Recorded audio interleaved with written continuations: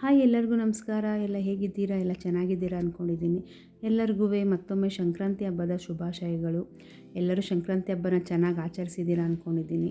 ಬನ್ನಿ ಫ್ರೆಂಡ್ಸ್, ನಾನು ಸಂಕ್ರಾಂತಿ ಹಬ್ಬನ ಹೇಗೆ ಆಚರಿಸಿದ್ದೀನಿ ಅಂತ ನಿಮ್ಮ ಹತ್ರ ಶೇರ್ ಮಾಡ್ಕೊಳ್ತಾ ಇದ್ದೀನಿ. ಬನ್ನಿ, ನೀವು ಹೇಗೆ ಆಚರಿಸಿದ್ದೀರಾ ಮತ್ತು ಏನೇನು ಸ್ವೀಟ್ ಮಾಡಿದ್ರಿ ಅಂತ ಕಮೆಂಟ್ ಮೂಲಕ ನನಗೂ ತಿಳಿಸಿ ವೀಕ್ಷಕರೇ. ಮತ್ತು ಎಲ್ಲರೂ ಸಂಕ್ರಾಂತಿ ಹಬ್ಬ ಅಂದ ತಕ್ಷಣ ಎಲ್ಲ ಮೇನ್ ಅಂದರೆ ರಂಗೋಲಿನೇ ಮೇನ್. ಇದಕ್ಕೆ ಬಣ್ಣ ಬಣ್ಣ ಹಚ್ಚಿ ಒಳ್ಳೆ ದೊಡ್ಡ ದೊಡ್ಡ ರಂಗೋಲಿ ಬಿಡ್ತಾರೆ. ಮತ್ತು ಹೂವಿಂದ ಅಲಂಕಾರ ಮಾಡ್ತಾರೆ, ಬಣ್ಣಗಳಿಂದ ಅಲಂಕಾರ ಮಾಡ್ತಾರೆ. ಸಿಂಪಲ್ಲಾಗಿ ರಂಗೋಲಿ ಬಿಡೋರು ಇದರ ನಂತರ ಸಿಂಪಲ್ಲಾಗಿ ಬಿಟ್ಟಿದ್ದೀನಿ ನಾನು ಅಷ್ಟೇ. ನನಗೆ ಅಷ್ಟೊಂದು ಮೊದಲೇ ಹೇಳಿದ್ದೀನಿ ನಿಮಗೆ, ಬರುತ್ತೆ, ತುಂಬ ಏನು ಅಷ್ಟು ಚೆಂದ ಅಂತ ಹಾಕಲ್ಲ ನೋಡಿ. ಸಿಂಪಲ್ಲಾಗಿ ಬಾರ್ಡ್ರ್ ಹಾಕ್ತಾಯಿದ್ದೀನಿ. ಮತ್ತು ಸಂಕ್ರಾಂತಿ ಹಬ್ಬ ಅಂದ ತಕ್ಷಣ ನಮ್ಮ ಮನೇಲಿ ಪೊಂಗಲ್ ಅಂತೂ ಮಾಡೇ ಮಾಡ್ತೀವಿ. ಸ್ವೀಟ್ ಅಂದರೆ ಖಾರ ಪೊಂಗಲ್ಲು, ಸ್ವೀಟ್ ಪೊಂಗಲ್ಲು ಅಡುಗೆ ಇದ್ದೇ ಇರುತ್ತೆ. ಕುಂಬಳಕಾಯಿ ಸ್ಪೆಷಲಿ ಸಂಕ್ರಾಂತಿ ಹಬ್ಬಕ್ಕೆ ಕುಂಬಳಕಾಯಿ ಸ್ಪೆಷಲ್ ಇದ್ದೇ ಇರುತ್ತೆ ಅಲ್ಲ ವೀಕ್ಷಕರೇ. ನಾನು ಎಲ್ಲ ಸಿಂಪಲಾಗಿ ಮಾಡಿದ್ದೀನಿ ಎಲ್ಲನೂ.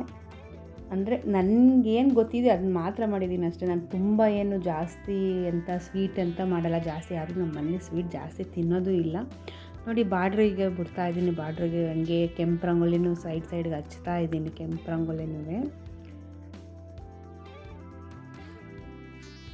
ಈ ಹಬ್ಬ ಅಂತಂದರೆ ಹಳ್ಳಿಗಳಲ್ಲಿ ಅಂದರೆ ತುಂಬ ಗ್ರ್ಯಾಂಡಾಗಿ ಮಾಡ್ತಾರೆ. ಅದು ರೈತರು ಮನೆಯಲ್ಲಿ ಅಂದರೆ ತುಂಬ ಅಚ್ಚುಕಟ್ಟಾಗಿ ಸಂಪ್ರದಾಯಬದ್ಧವಾಗಿ ಆಚರಣೆ ಮಾಡೇ ಮಾಡ್ತಾರೆ. ಎಲ್ಲ ರೈತರು ಅಷ್ಟೇ, ನಮ್ಮ ಊರಲ್ಲೂ ಅಷ್ಟೇ ತುಂಬ ಚೆನ್ನಾಗಿ ಮಾಡ್ತಾರೆ. ಬಟ್ ನಾವಿಲ್ಲಿ ಸಿಟಿಲಿದ್ದೀವಿ ಅಂತ ನಾವು ಬಿಡೋಕ್ಕಾಗಲ್ಲ. ನಮ್ಮ ಕೈಲಿ ಎಷ್ಟಾಗುತ್ತೋ ಅಷ್ಟು ನಾವು ಸಂಪ್ರದಾಯನ ಪಾಲಿಸಲೇಬೇಕಾಗುತ್ತೆ. ಅದರಿಂದನೇ ನಾವು ಈ ಥರ ರಂಗೋಲಿ ಮತ್ತು ಹಬ್ಬಗಳ ವಿಶೇಷ ಅಡುಗೆಗಳನ್ನ ನಾವು ಎಷ್ಟು ಕಲ್ತಿದ್ದೀವೋ ಅಷ್ಟು ನಾವು ಸಂಪ್ರದಾಯ ಪ್ರಕಾರ ಪಾಲನೆ ಮಾಡಬೇಕಾಗುತ್ತೆ ವೀಕ್ಷಕರೇ. ನೋಡಿ, ಇವಾಗ ಬಾರ್ಡ್ರಿಗೆ ಹಾಕಿತ್ತು, ಸಿಂಪಲ್ಲಾಗಿ ಹಾಕಿದ್ದೀನಿ. ಬಾರ್ಡ್ರ್ ರಂಗೋಲಿ ಹಾಕಿದ್ದೀನಿ. ಅದ್ರ ಮುಂದೆ ಒಂದು ಸಿಂಪಲ್ಲಾಗಿ ಏನಾದ್ರು ಸಂಕ್ರಾಂತಿ ವಿಶೇಷ ಅಂತ ಬರೆಯೋಣ ಅಂತ ರಂಗೋಲಿ ಬಿಡ್ತಾ ಇದ್ದೀನಿ. ಒಂದು ನೋಡಿ, ಹಾಗೆ ನೋಡ್ತಾ ಇರಿ ರಂಗೋಲಿ ಹೇಗಿದೆ ಅಂತ. ನಂದು ಇದೊಂದು ಮಡಿಕೆ ಬರಿತಾ ಇದ್ದೀನಿ. ಅದಕ್ಕೆ ಮಡಿಕೆಗೆಲ್ಲ ಡಿಸೈನ್ ಮಾಡ್ತಾಯಿದ್ದೀನಿ ನೋಡಿ. ಎಂಥ ಬಣ್ಣ ಅಂತ ಹಾಕಿಲ್ಲ, ಎಲ್ಲ ರೆಡ್ ರಂಗೋಲಿ ಮತ್ತು ವೈಟ್ ರಂಗೋಲಿ ಎರಡೇ ಯೂಸ್ ಮಾಡೋದು ನಾನು ಅಷ್ಟೇ ನೋಡಿ. ಪಾಟ್ ಬಿಟ್ಟೆ, ಪಾಟ್ಗೆ ಪಕ್ಕ ಹಬ್ಬದ ವಿಶೇಷ ಅಂದರೆ ಕಬ್ಬಿಲ್ಲದೆ ಹಬ್ಬ ನಡೆಯೋದೇ ಇಲ್ಲ. ಸಂಕ್ರಾಂತಿ ಹಬ್ಬ ಕಬ್ಬು ಬಿಡಿಸ್ತಾ ಇದ್ದೀನಿ ಆಲ್ರೆಡಿ ನೋಡಿ.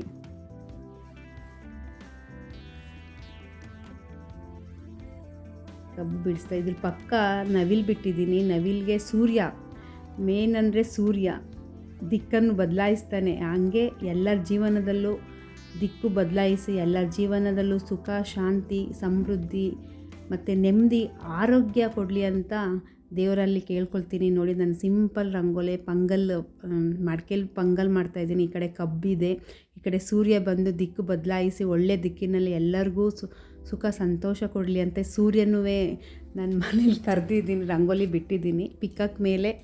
ಎಲ್ಲ ಚೆನ್ನಾಗಿದೆಯಾ ನೋಡಿ. ರಂಗೋಲಿ ಚೆನ್ನಾಗಿದ್ದರೆ ಕಮೆಂಟ್ ಮೂಲಕ ತಿಳಿಸಿ ನೋಡಿ. ರಂಗೋಲಿ ಆಯಿತು. ಇಲ್ಲಿ ಒಳಗಡೆ ಬಂದೆ ಅಡುಗೆ ಮನೆಗೆ. ಫಸ್ಟು ಅಗ್ನಿ ದೇವತೆ ಅಂತ ಅಗ್ನಿ ದೇವಂಗೆ ನಮ್ಮ ಯಾವಾಗಲೂ ಅಷ್ಟೇ ಹಬ್ಬಗಳು ಬಂದಾಗ ನಾನು ಫಸ್ಟು ಒಲೆ ಪೂಜೆ ಮಾಡ್ತಾರೆ ಊರ ಕಡೆ. ಬಟ್ ಇಲ್ಲಿ ಒಲೆ ಇಲ್ಲ ಅಂದರೆ ನಮಗೆ ಗ್ಯಾಸೇ ಅಷ್ಟೇ. ಗ್ಯಾಸ್ ಪೂಜೆ ಮಾಡೇ ಮಾಡ್ತೇನೆ ಯಾವಾಗಲೂ ಅಷ್ಟೇ. ಅಗ್ನಿದೇವ ಪೂಜೆ ಮಾಡೇ ಮಾಡ್ತೀನಿ.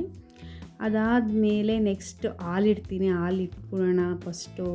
ಪೂಜೆ ಆದಮೇಲೆ ಹಾಲನ್ನೇ ಕಾಯಿಸ್ಬೇಕು. ಆ್ಯಕ್ಚುಲಿ ಹಾಲಿಡ್ತೀನಿ ಈ ಕಡೆ.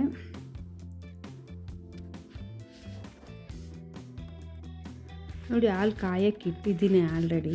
ಈ ಕಡೆ ನೋಡೋಣ ಬನ್ನಿ, ಹಬ್ಬದ ಪ್ರಯುಕ್ತ ಏನೇನು ವಿಶೇಷತೆ ಅಂತ ತಂದಿದ್ದೀನಿ ಅಂತ. ಈ ಕಡೆ ನೋಡಿ ಕಬ್ಬು ತಂದಿದ್ದೀನಿ. ಈ ಕಡೆ ಸಿಹಿ ಗೆಣಸು, ಕಡಲೆಕಾಯಿ ಮತ್ತು ಕುಂಬಳಕಾಯಿ ನೋಡಿ, ಶೇಪ್ ನೋಡಿ, ಕುಂಬಳಕಾಯಿ ಚಿಕ್ಕ ಕುಂಬಳಕಾಯಿ ತಂದಿದ್ದೀನಿ. ಬಾಳೆಹಣ್ಣು, ಅವರೆಕಾಯಿ, ಇಷ್ಟು ಹಬ್ಬದ ಪ್ರಯುಕ್ತ ವಿಶೇಷವಾದ ವಸ್ತುಗಳು.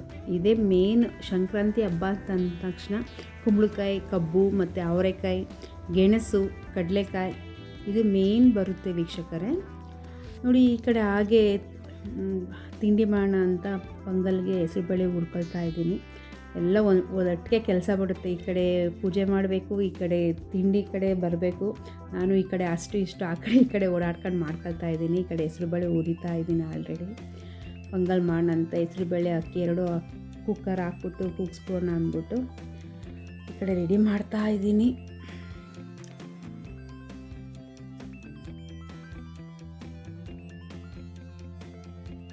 ಮೆಣಸು ಜೀರಿಗೆ ಎಲ್ಲ ಹುರ್ಕೊಂಡು ಪೌಡ್ರ್ ಮಾಡ್ಕೊಂಡು ಪೊಂಗಲ್ ರೆಡಿ, ಖಾರ ಪೊಂಗಲ್ ರೆಡಿ ಆಗಿರುತ್ತೆ.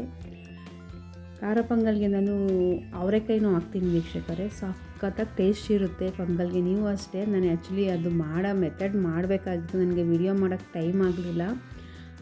ಹಂಗೆ ಮಾಡಿ ಸುಮ್ಮನೆ ಸಿಂಪಲಾಗಿ ಮಾಡಿದೆ. ನೋಡಿದ್ದೆ, ಇದು ಪೊಂಗಲ್ ರೆಡಿ ಆಗಿದೆ. ಅವರೆಕಾಯಿ ಹಾಕಿದ್ದೀನಿ ನಾನು.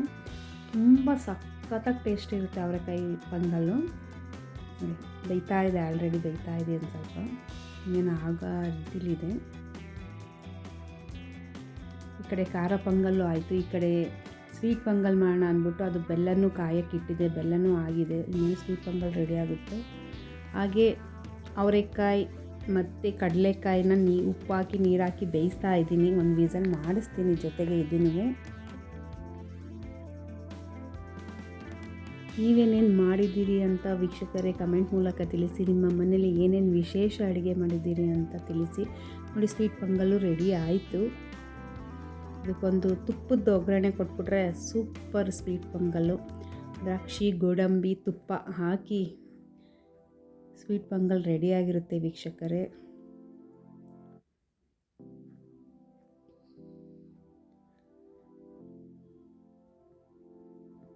ನೋಡಿ, ರೆಡಿ ಆಯಿತು ಸ್ವೀಟ್ ಪೊಂಗಲ್ಲು. ಹಾಗೆ ಕುಂಬಳಕಾಯಿ ತಂದಿದ್ನಲ್ಲ, ಕುಂಬಳಕಾಯಿನೂ ಅಷ್ಟೇ, ಕುಂಬಳಕಾಯಿ ಜೊತೆ ಅವರೆಕಾಯಿ ಹಾಕ್ಬಿಟ್ಟು, ನಮ್ಮ ಕಡೆ ಹಳ್ಳಿ ಕಡೆ ಅದನ್ನು ತಾಳ್ದ ಅಂತ ಹೇಳ್ತೀವಿ ನಾವು, ಈ ಕಡೆ ಎಲ್ಲ ಪಲ್ಯ ಅಂತ ಹೇಳ್ತಾರೆ. ಆದರೆ ಕುಂಬಳಕಾಯಿ ಅವರೆಕಾಯಿ ಅದನ್ನ ಮಾಡಿದ್ರೆ ನಾವು ತಾಳ್ದ ಅಂತ ಕರೀತಾರೆ ನಮ್ಮ ಕಡೆ. ಅದನ್ನು ಮಾಡ್ತೀನಿ ನಾನು. ಆ್ಯಕ್ಚುಲಿ ಸಂಕ್ರಾಂತಿ ಹಬ್ಬಕ್ಕೆ ಕುಂಬಳಕಾಯಿ ಅವರೆಕಾಯಿ ಅದು ಇದ್ದೇ ಇರಬೇಕು.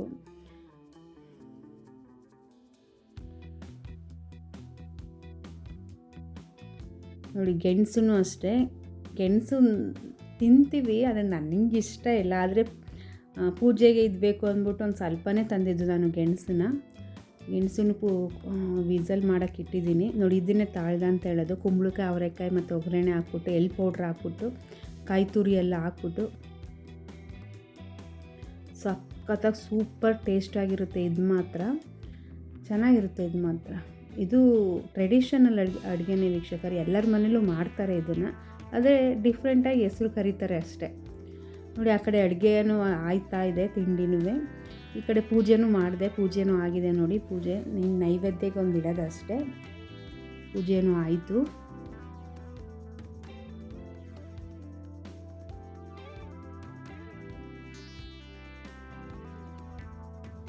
ಪೂಜೆನೂ ತಂದು ಇವಾಗ ನೈವೇದ್ಯಕ್ಕೆಲ್ಲ ಇಡ್ತಾಯಿದ್ದೀನಿ ವೀಕ್ಷಕರ. ನೋಡಿ, ಒಂದೊಂದು ಕಡೆಯಿಂದ ಕಡಲೆಕಾಯಿ ಎಲ್ಲ ಎಳ್ಳು ಬೆಲ್ಲನೂ ಮಾಡಿರೋದು ಇದೆ. ಪೊಂಗಲ್ಲು, ತಾಳ್ದ, ಗೆಣಸು, ಸ್ವೀಟ್ ಪೊಂಗಲ್, ಖಾರ ಪೊಂಗಲ್, ಕಬ್ಬು ಇಷ್ಟಿಟ್ಟಿದ್ದೀನಿ. ಪೂಜೆ ಎಲ್ಲ ಆಯಿತು ವೀಕ್ಷಕರೇ. ಹೀಗೆ ಸಂಕ್ರಾಂತಿ ಹಬ್ಬನ ಆಚರಣೆ ಮಾಡಿದ್ದೀವಿ ವೀಕ್ಷಕರೇ. ಮತ್ತೊಮ್ಮೆ ಎಲ್ಲರಿಗೂ ಸಂಕ್ರಾಂತಿ ಹಬ್ಬದ ಶುಭಾಶಯಗಳು. ದೇವರು ಎಲ್ಲರಿಗೂ ಸುಖ, ಶಾಂತಿ, ನೆಮ್ಮದಿ, ಆರೋಗ್ಯ ಎಲ್ಲರಿಗೂ ಕೊಡಲಿ ಅಂತ ನಾನು ದೇವರಲ್ಲಿ ಪ್ರಾರ್ಥನೆ ಮಾಡ್ತೀನಿ ವೀಕ್ಷಕರೇ. ನಿಮ್ಮ ಹಬ್ಬ ಹೇಗೆ ಆಯಿತು ಅಂತ ಕಮೆಂಟ್ ಮೂಲಕ ತಿಳಿಸಿ, ಮತ್ತು ಯಾವ ವಿಶೇಷ ಅಡುಗೆ ಮಾಡಿದ್ದೀರಿ ಅಂತ ಕಮೆಂಟ್ ಮೂಲಕನೂ ತಿಳಿಸಿ ವೀಕ್ಷಕರೇ. Thank you very much. ನನ್ನ ವಿಡಿಯೋ ವಾಚ್ ಮಾಡಿದ ಎಲ್ಲ ವೀಕ್ಷಕರಿಗೂ ಧನ್ಯವಾದಗಳು. ಥ್ಯಾಂಕ್ ಯು ವೆರಿ ಮಚ್ ವೀಕ್ಷಕರೇ.